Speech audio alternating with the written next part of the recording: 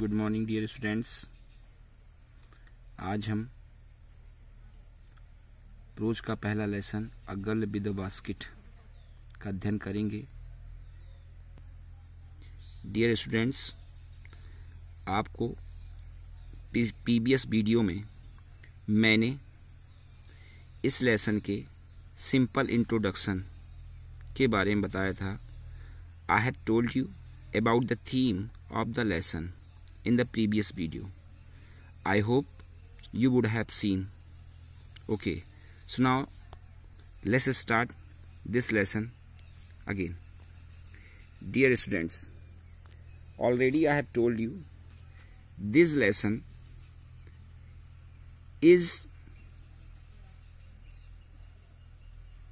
belongs to the American writer William C. Douglas. In this lesson, the writer has presented a genre of reminiscence.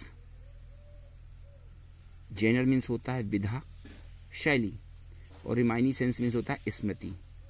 Okay, तो लेखक ने स्मृति की विधा को बड़े खूबसूरत ढंग से वर्णन किया है। What kind of reminiscence?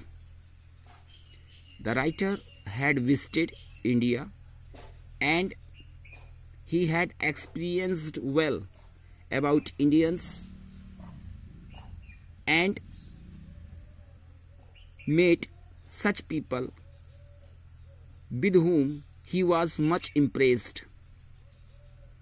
He depicted in this lesson about his memory. So now let's begin.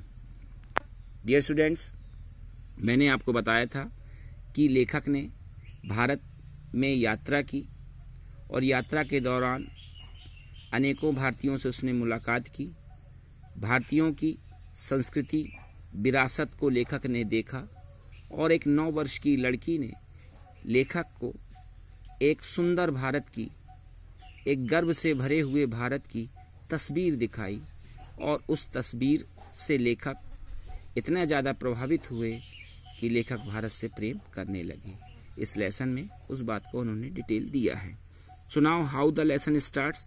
This is the personal lesson of the writer. In this whole lesson the writer has described his personal experience during the travel और journey of India which he got. So now the writer we have to start the first paragraph. Okay, देखिए लिखा है पहले paragraph में, I had left New Delhi for the Himalayas. I was going as far as Bareilly by train and then by car to Ranikhet. अब जैसा कि आप जानते हैं, लेखक ये कहना चाहते हैं when he visited India, so he reached Delhi. जब लेखक भारत आए तो वो कहाँ आए? दिल्ली आए। एंड आफ्टर दिल्ली, और दिल्ली के बाद ही had to go to Ranikhet. उन्हें कहाँ जाना था? रानीखेत जाना था। So he described about his journey from Delhi to Ranikhet in this whole lesson.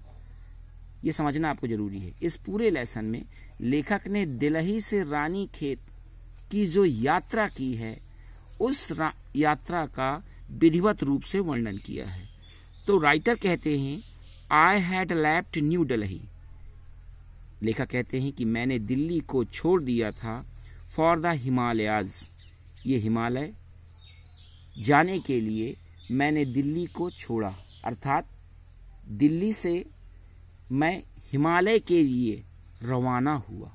ये उसका अर्थ हुआ। ओके, यहाँ आई का मतलब राइटर से है, राइटर विलियम सी डगलस, क्योंकि वे अपने पर्सनल रिमाइंसेंस को लिख रहे हैं, अपनी व्यक्तिगत स्मृति को लिख रहे हैं, तो अपने बारे में उन्होंने आई बताया यहाँ पे। तो इस बात को आपको ध्यान रखना है क्योंकि लेखक का व्यक्तिगत अनुभव है यहाँ पे। I had left new Delhi, मैंने नई दिल्ली को छोड़ा था फॉर द हिमालयाज, हिमालय के लिए। अगर ऐसे ट्रांसलेशन पढ़ते हैं, पास्ट परफेक्ट टेंस बना है, हैड लेफ्ट, लीव की थर्ड फॉर्म लेफ्ट, तो इसको दूसरी भाषा में कह सकते हैं कि लेखक दिल्ली से हिमालय के लिए रवाना हुए। अब आगे बात कहते हैं कि how he was going to Himalayas. Now in further line he is telling I was going, मैं जा रहा था, एज फॉर एज, जहां तक, बरेली जा रहा था, बाई ट्रेन से, एंड देन, और तब, बाई कार, और कार से जा रहा था, टू रानीखेत. कहाँ जा रहा था? रानीखेत. अब आप अच्छी तरह समझते हैं कि उत्तर प्रदेश का एक हिस्सा था पहले उत्तराखंड, जो नया राज्य है, अब वो नए राज्य के रूप में जाना जाता है, और वहाँ पर रानीखेत स्थित है. तो वो हिमालय के नज़दीक है. तो लेखक ने यहाँ हिमालय का वर्णन इसीलिए किया था. ओके, तो लेखक कह रहे हैं कि वे जा रहे थे बरेली ट्रेन से जा रहे थे, और उसके बाद रानीखेत जाने के लिए उन्होंने कार को चुना, अर्थात वो कार से रानीखेत पहुंचे. अब इसको हम अपनी भाषा में कह सकते हैं, the writer is describing that he was going to Bareilly by train, and after Bareilly he was going to Ranikhet by car. Okay, ये शायद आप समझ गए होंगे. अब प्रश्न उठता है, द राइटर, आगे देखिए निशान लगा हुआ, यहां समझना है कि लेखक रानीखेत क्यों जा रहे थे. What was the importance of Ranikhet? So now he is telling, क्या था रानीखेत में, वो बताना चाहते हैं. An old British Army hill station. Old British means होता है अंग्रेजी, ठीक है ना. तो पुरानी ब्रिटिश सेना, हिल स्टेशन का मतलब छावनी कह सकते हैं. पुरानी ब्रिटिश सेना की छावनी, लोकेट माने स्थित होना, लोकेटेड, स्थित थी. कहाँ स्थित थी? ऑन, के ऊपर. किसके ऊपर? 6,000 फीट, 6,000 फीट के ऊपर. कौन से 6,000 फीट के ऊपर? लिखा है रिज मीन्स होता है पहाड़ी, खड़ी पहाड़ी. खड़ी 6,000 खड़ी पहाड़ी के ऊपर, मतलब 6,000 फीट ऊपर स्थित थी. कौन स्थित थी? N old British army hill station. एक पुरानी अंग्रेजी सेना की छावनी एक 6,000 फुट ऊंची खड़ी पहाड़ी के ऊपर वह अंग्रेजी सेना की छावनी स्थित थी. अब आगे लेकर अपोजिट मीन्स होता है के सामने. और वह छावनी या वो पहाड़ी, खड़ी पहाड़ी कहाँ थी? के सामने थी. किसके सामने? 120 माइल स्ट्रेच, 120 मील स्ट्रेच फैले, of snow capped Himalayas. Snow means बर्फ, कैप माने ढका हुआ, हिमालयाज अर्थात 120 मील फैले हुए बर्फ से ढके हुए हिमालय के सामने जो खड़ी पहाड़ी थी, जिसकी ऊंचाई 6,000 फीट थी, उस पर अंग्रेजी सेना की छावनी स्थित थी. शायद आपने इस बात को समझ लिया. The writer is telling he was going to Ranikhet. For what? किस लिए? Because in Ranikhet there was an old British army hill station which was situated on 6,000 feet ridge, जो 6,000 फीट ऊंची पहाड़ी के ऊपर जो सेना की छावनी थी, which was, जो थी, against, के सामने थी. किसके सामने? A 120 mile stretch of snow-capped Himalayas. It means before the ridge 120 mile snow-covered Himalayas was situated. आगे समझ में आपको? आगे लेखक कह रहे हैं, अब now writer is describing in further lines. आगे की पंक्तियों में लेखक बता रहे हैं कि when he was travelling by train, कि जब वे ट्रेन से यात्रा कर रहे थे, so what he had seen. अब यहां पर लेखक ने ट्रेन की यात्रा के दौरान देखे गए सारे दृश्यों और मुलाकात किए हुए लोगों का वर्णन पूरे लेसन में अब कर रहे हैं. It means that the writer had presented the memory of the journey which he got when he was traveling by train from Delhi to Bareilly. I hope इस बात को समझ पाए कि ट्रेन से जो यात्रा कर रहे थे उस दौरान की स्मृति का यहाँ पर वर्णन किया है। सो लेखक ने अपनी स्मृति को वर्णन करते हुए कहते हैं द ट्रेन वाज स्लो, अर्थात जिस ट्रेन से वे यात्रा कर रहे थे वह धीमी ट्रेन थी। अर्थात धीमी ट्रेन मतलब पैसेंजर ट्रेन थी, जो प्रत्येक स्टेशन पर रुकने वाली ट्रेन होती है उसे हम स्लो कह सकते हैं। ओके, क्योंकि पुराने समय की बात है 1950। Okay, and it stopped, it का मतलब ट्रेन को कहा, स्टॉप मीन्स रुकना, स्टॉप की सेकेंड फॉर्म स्टॉप है। कौन टेंस बना, पास्ट इंडेफिनिट, तो लेखक बीते हुई घटना का वर्णन कर रहे हैं तो सब पास्ट टेंस में चलेगा। इट स्टॉप्ड अर्थात ट्रेन रुक जाती थी at all the way stations, at पर, ऑल मीन्स सभी, द वे मीन्स रास्ता, स्टेशंस अर्थात रास्ते में पड़ने वाले सारे स्टेशनों पर ट्रेन रुक जाती थी। अब आप समझ सकते हैं कि वो पैसेंजर ट्रेन थी कि रास्ते में जितने भी स्टेशन पड़ते थे सब स्टेशनों पर वह ट्रेन रुकती थी। अब लेखक कहते हैं जब ट्रेन रुकती थी, सो अब इस बात को आपको समझना है, द राइटर वाज फॉरेनर, लेखक क्या था, विदेशी, and he was travelling in India where only the people who live they only know English Hindi language। So लेखक यहाँ पे बताते हैं at every stop whenever the train stopped, जब कभी ट्रेन रुकती थी at every station, प्रत्येक स्टेशन पर, so what did he do, वो क्या करते थे at that moment, उस क्षण। So he is telling at every stop, प्रत्येक स्टेशन पर I swung open the door, तो स्विंग ओपन द डोर का मतलब होता है झटके से दरवाजा खोलना, वैसे स्विंग माने उछलना होता है, लेकिन यहाँ पे स्वंग सेकेंड फॉर्म हो गई। स्वंग पास्ट में टेंस चल रहा है। आई स्वंग ओपन द डोर, मैं झटके से दरवाजा खोलता था, of my compartment, compartment train का डिब्बा, जिस डिब्बे में सवार थे उस डिब्बे के दरवाजे को वो झटके से खोलते थे। एंड वॉक्ड, और टहलते थे, द प्लेटफॉर्म, किस पर, प्लेटफॉर्म पे टहलते थे।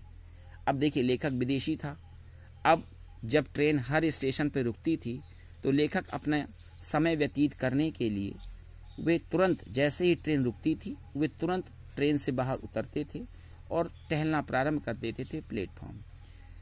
There was a motto behind it for the writer, लेखक का एक उद्देश्य होता था, because he was visiting and he wanted to know personally the Indians and their heritage।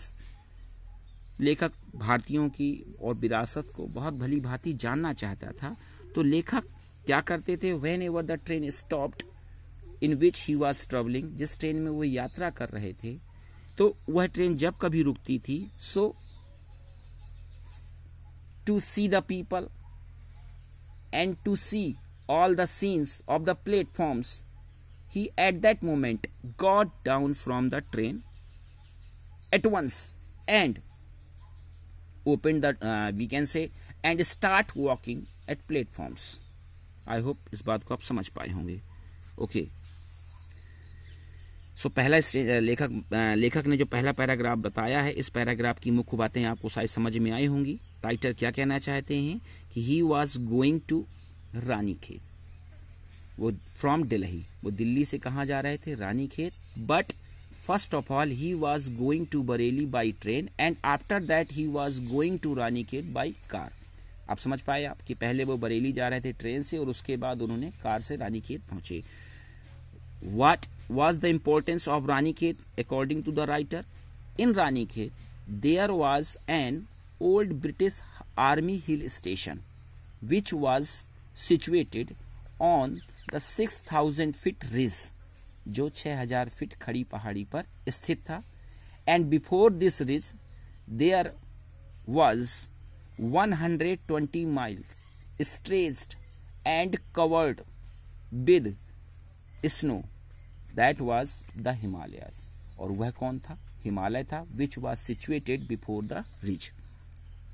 And the writer again tells that, और लेखक आगे कहते हैं, he was traveling by the train to Bareilly, Bareilly तक वो ट्रेन से जा रहे थे। During this journey by train, यात्रा के दौरान, ट्रेन के द्वारा यात्रा के दौरान, he had seen several images of India and different kind of people of India.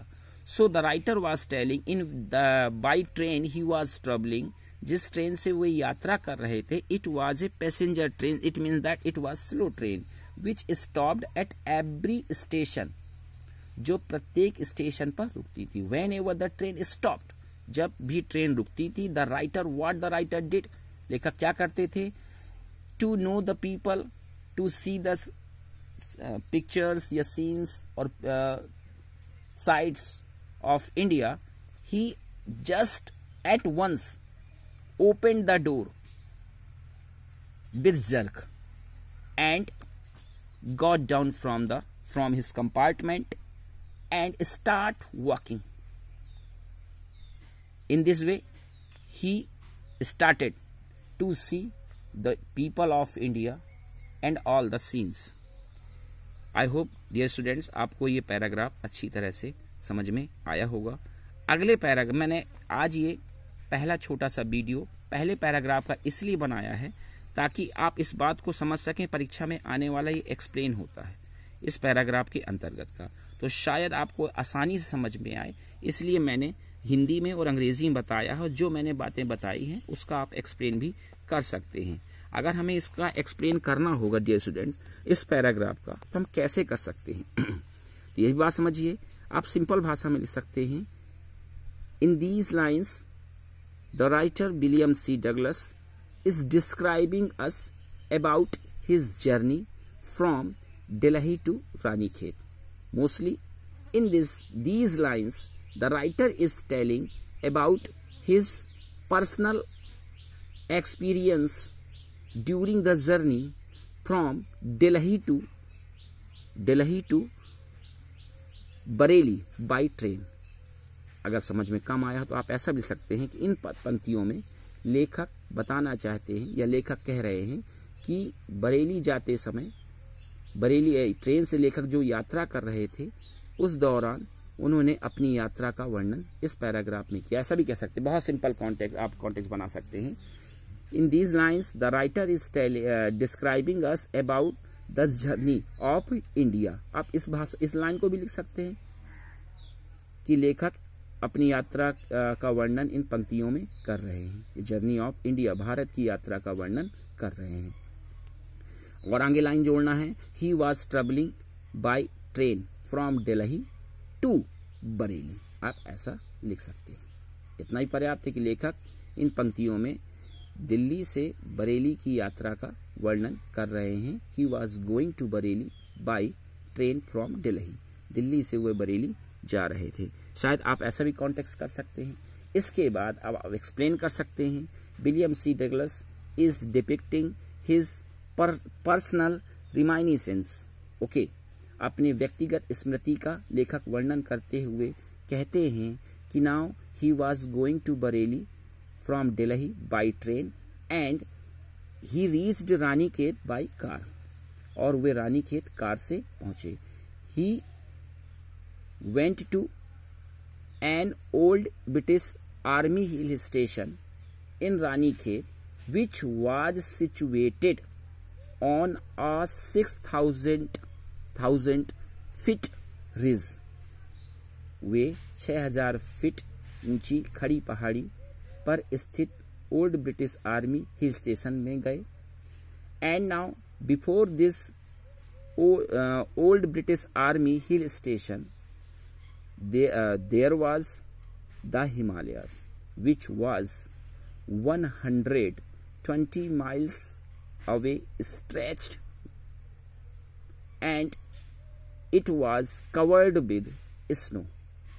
The writer describes that he was traveling by train and it was a passenger train which was moving very slow because whenever